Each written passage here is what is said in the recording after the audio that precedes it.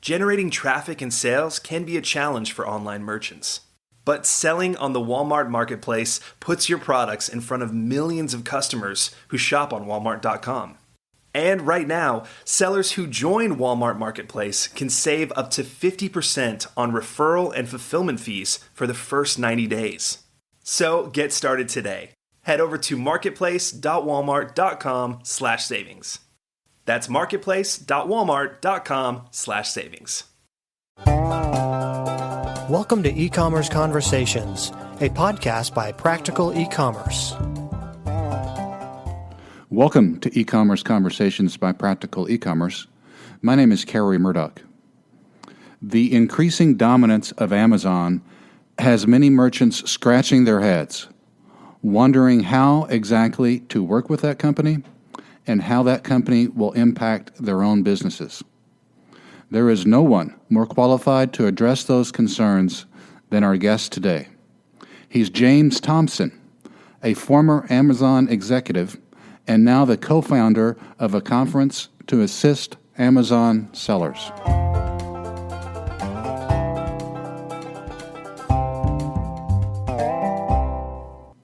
Well, James, thank you for your time today. Thanks very much for having me. I'm excited to be back with your organization, having a discussion about Amazon Marketplace, which is a topic I love to talk about and at the same time hate to talk about. But nonetheless, it is what it is, and happy to answer questions. I don't know anyone that's more qualified to talk about it, though, than especially for our audience, James, than you. So we're excited to be visiting with you. The first question for you today has to do with focus on e-commerce merchants in terms of what merchants should be focusing on.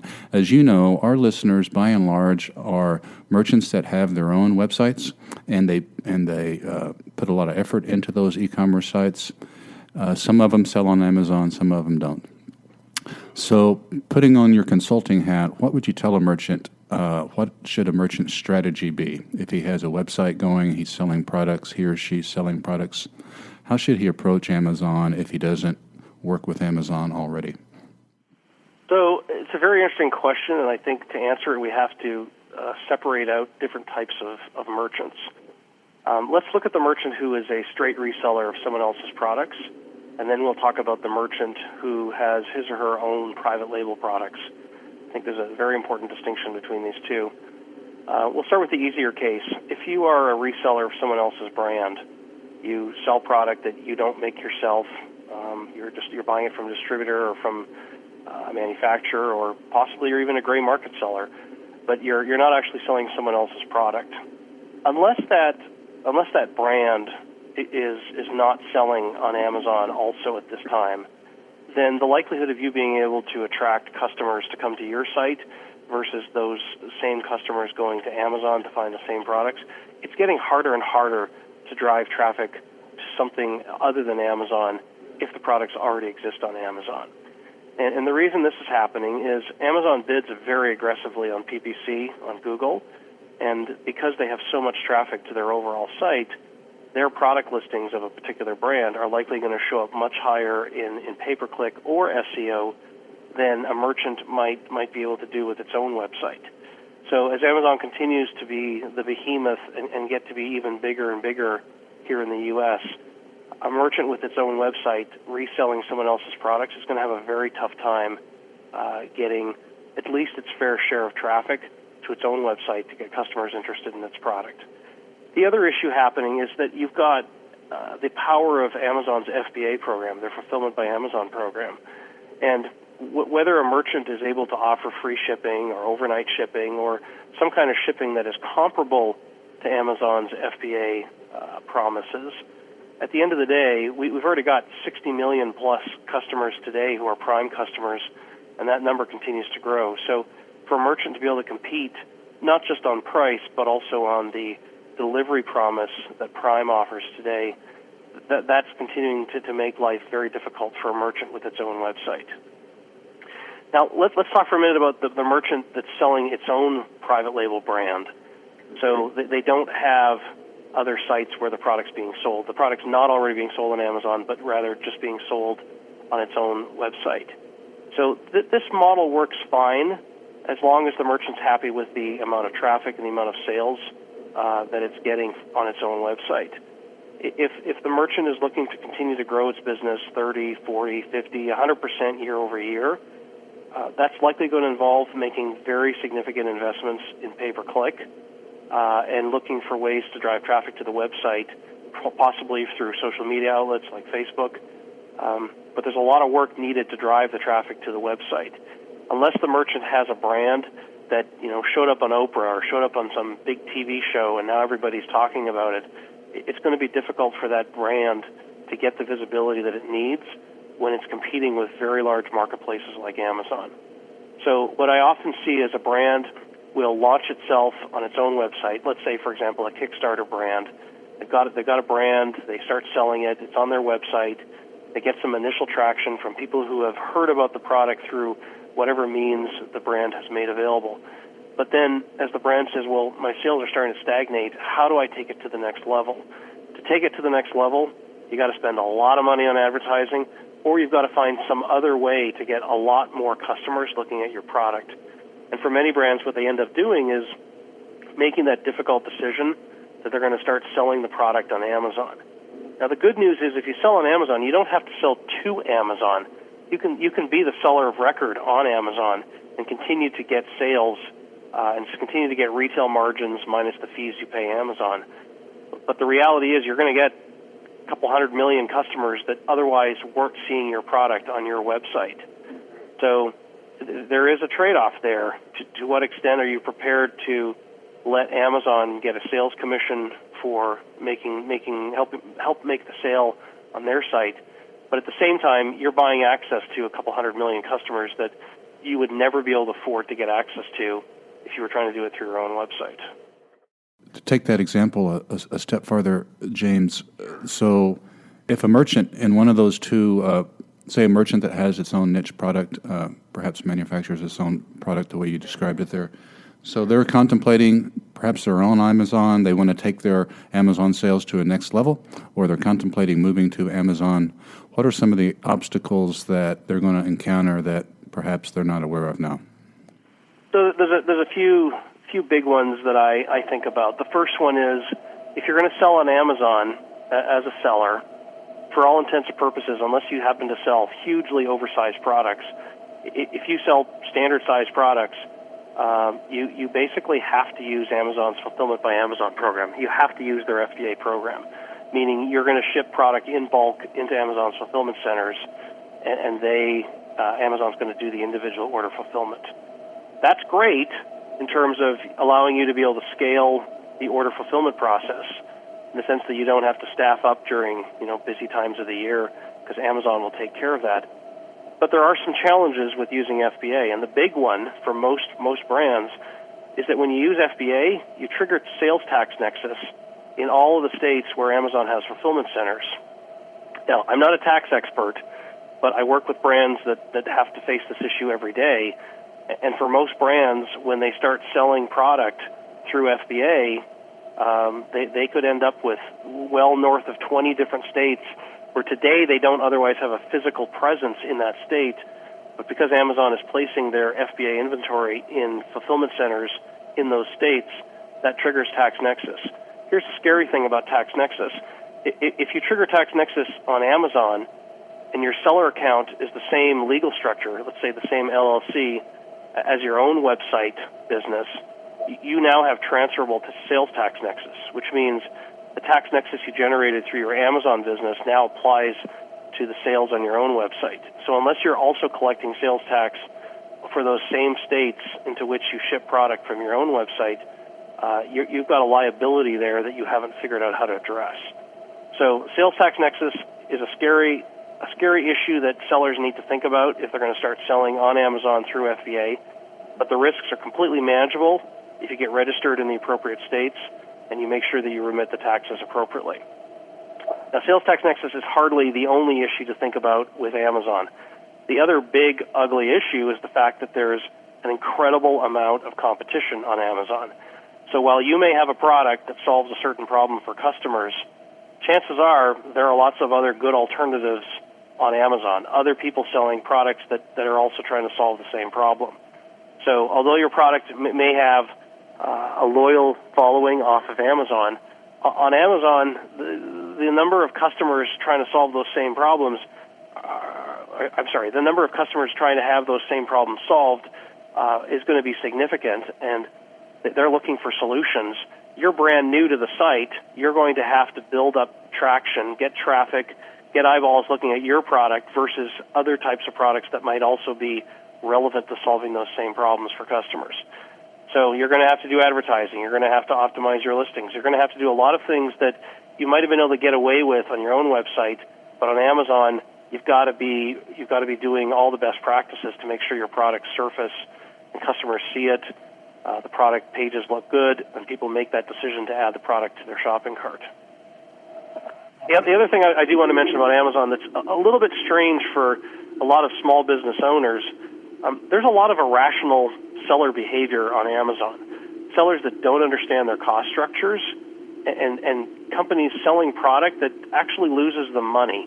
But they don't necessarily know that they're losing money until the end of the year, or they never actually know they're losing money because they don't disaggregate their sales numbers down to the individual SKU. So you end up competing against companies that might not really be making any money. So how do you compete against somebody that long-term doesn't get it? That's a very challenging issue for a lot of small business owners. And we're not interested in being in this for the long run to lose money every year. And yet for many sellers on Amazon, they've got enough other products that are compensating for those losses that they may be making money at a holistic level, but on individual products that might include competitors to the products that you're trying to sell on Amazon, they might be losing money, and they don't understand that, and you've got to compete against that. You mentioned there, James, earlier that I think you said that if you sell on Amazon, you pretty much have to use or need to use Fulfillment by Amazon. Yes. Yes. So there's certainly merchants that have their own fulfillment operation, or they use independent fulfillment companies that do a good job for them right now. Why does a merchant have to use FBA when they sell on Amazon? Right. So there's two issues. Unless you're a national brand that everybody searches for by name, most customers on Amazon are searching for products by some generic term. So, for example, if I'm looking for dishwasher detergent, I'm going to type in dishwasher detergent in the search bar and go looking for products. And then the products that have converted well on Amazon, the products that have gotten a lot of traffic, those are the ones that are going to surface on Amazon at the top of search results. Here's the challenge. 60 million customers on Amazon have Prime accounts. If they're signed into Amazon when they make that search for dishwasher detergent, Amazon is going to show them the Prime eligible products first. Products that are in FBA are Prime eligible. So if you're selling dishwasher detergent and you don't have your product in FBA, your listing is not going to show up at the top of search, all other things being equal. So for a lot of companies that don't use FBA, what they find is they're never part of the consideration set of customers looking for those types of products, in part because the non-FBA products are so far down in the search results that customers never get to those products to see them. That's part one, getting actual traffic to your product. Number two is customer conversion on the product page. The data would suggest that products that are available in FBA convert at a much, much higher level than products that are not available through FBA. When I left Amazon about 3 years ago, I had done some research looking at this, and we were seeing almost triple-digit growth for products moved from non-FBA shipping to FBA shipping. Now, I don't know what the numbers are today, but you're still seeing a much, much higher customer conversion. Customers are much more interested in buying the product if it's available through Prime, meaning they're going to get it delivered to their door in 2 days, meaning if there's a problem, Amazon customer service is going to help take care of that immediately, and also meaning that as a customer, I don't have to know who this seller is that's selling me the product. It doesn't matter if I've never heard of the seller. It doesn't matter if I've never done business with the seller. Amazon is going to take care of me because it's a Prime-eligible product, and I know that Amazon will do what's right for me as a customer. Those are the types of things that drive much higher customer conversion. So as a seller choosing to get onto Amazon and thinking about whether to use FBA or not, if the economics work in terms of paying for the FBA fees, then definitely I would encourage sellers to use FBA because it's very difficult to grow your business at anywhere near the same rate if you're fulfilling the products yourself. Now, I do want to mention that Amazon recently, in the last 6 to 8 months, has rolled out a program called Seller Fulfilled Prime, which is still very much in test mode. And this is a program where sellers that have done a lot of order fulfillment themselves for orders sold on Amazon is letting those sellers try out Seller Fulfilled Prime, which basically says you will get the Prime eligible feature on your products, even though you as the seller are fulfilling the orders yourself, as long as you continue to fulfill those orders at the same performance level as what Amazon has for its Prime eligible products. So there are definitely some customers who are trying this. Sorry, I say customers. There are definitely some sellers that are trying this out. It's an expensive program, but it does help to simplify having one set of inventory from which to ship, rather than having your FBA inventory and your non-FBA inventory, or your Amazon inventory or non-Amazon inventory. And certainly if you're fulfilling these orders yourself out of your own warehouse, the sales tax nexus issues can be a lot simpler because you don't have products sitting in Amazon warehouses all over the country. You say it's expensive. Now, you say it's expensive. How is that expensive in what way? Well, it's expensive because you're still expected as a merchant to be able to ship the product to a customer within 2 days. So if you're, for example, based on the East Coast and you've got a customer on the West Coast, you're not going to be able to ship that by truck. You're going to have to ship that by air. So now you're paying for 2-day air shipping. That's going to be expensive, and you're absorbing that cost as a seller. You're not passing that on to the customer. It's absorbed in the overall purchase price, just like FBA shipping fees are today. Let's. Did you? I think I interrupted you, James. Did you have another point on FBA, or did you before I move on to the next question? Yeah, I mean, your question was really around obstacles if you want to grow your Amazon Marketplace sales. So we've talked about the use of FBA. We've talked about heavy levels of competition. We've talked about irrational competitors. Those are all big issues to think about. What I do want to be very cautious about, and please understand, I'm not trying to be a cheerleader for Amazon. I'm just trying to highlight what I've seen from my own experience. If a seller has something differentiated, they spend the time and they build proper listings, they keep the product in stock, the product price is comparable to other types of products on Amazon, the seller can actually do quite well for itself. And they're certainly going to grow at a much faster rate than they would if they were simply trying to push product through their own website. The question I get regularly is, well, what am I supposed to do with Amazon if I've already got my own website? And that's a really interesting strategic question because there is a good use for having both types of channels. For a lot of sellers, they use Amazon as a place to sell discontinued inventory or to sell excess inventory that they would otherwise be interested in selling on their own website. And likewise, we've got companies that will use Amazon as their primary sales channel, that use their own website as their primary educational channel and customer engagement channel. So while we'd all like to do the kind of Amazon sales volume that we do on the Amazon sales channel, but we'd like to do that on our own website, that's getting harder and harder to do. But I don't want people to throw away their own website because it's important to have both channels in place and to think through what are you going to use each channel for. Let's switch gears just for a second, talk about Sure. Amazon's dominance, increasing dominance. Certainly by any measure, Amazon is booming. The founder, Jeff Bezos, I think he's one of the richest men on the planet now. But Amazon is disrupting so many segments of not only the U.S. economy, but the worldwide economy. We know real estate, retail, books, publishing, movies, groceries, all of that. Amazon is impacting, making huge changes to those segments of our economy. My question for you is Amazon too dominant?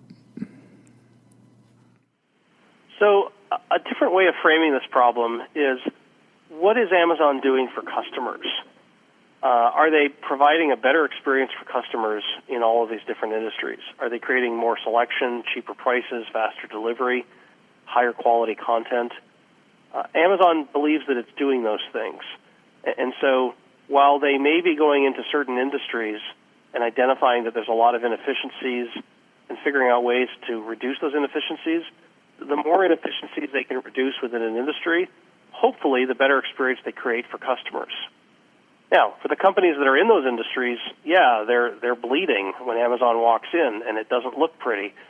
But the way to think about this long term is if you're in an industry that's not very competitive or it's not very efficient, you are a target by someone who comes in and says we can fix this industry by removing some of that inefficiency. And that's the philosophy Amazon takes when it tackles new industries. Bezos has been quoted many times as basically saying, "Show me a customer that doesn't want, cheaper, faster, better selection. I don't know a customer anywhere in the world that doesn't want that." And that's the approach they take to tackling or to finding new avenues for growth. I'm not saying that I necessarily like it, but I certainly understand why they're doing what they're doing. And at the end of the day, if customers end up being able to get things faster and more selection and happier with the overall experience because inefficiencies of whatever that industry is have been removed for the customer, that's ultimately a good thing. Here's one of the crazy things about the word dominant. In the U.S., we have lots of anti-competitive rules, and we get very worried when anti-competitiveness, and Amazon, for example, if they were to come into an industry and be a dominant player, it's a big deal if they turn around and they use that market power to raise prices. But Amazon does exactly the opposite. They lower prices. They consistently lower prices to make sure that customers continue to keep coming back to Amazon.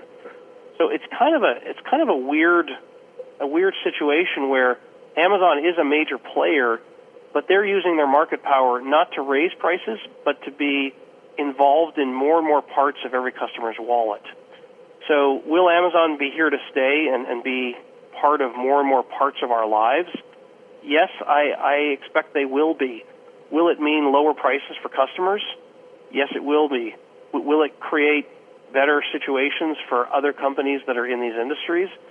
Unless those companies are willing to step up and also look at ways to remove those inefficiencies, yeah, it's going to be a rough ride for most industries that Amazon decides to enter. James, we have just a minute or two left here. You Sure. are the co-founder of a conference that helps merchants and sellers, Amazon sellers, sort all this out. Everything we've been talking about, obstacles, how to navigate Amazon. Tell us about the conference and when it is, where it's at, how much it costs, that sort of thing.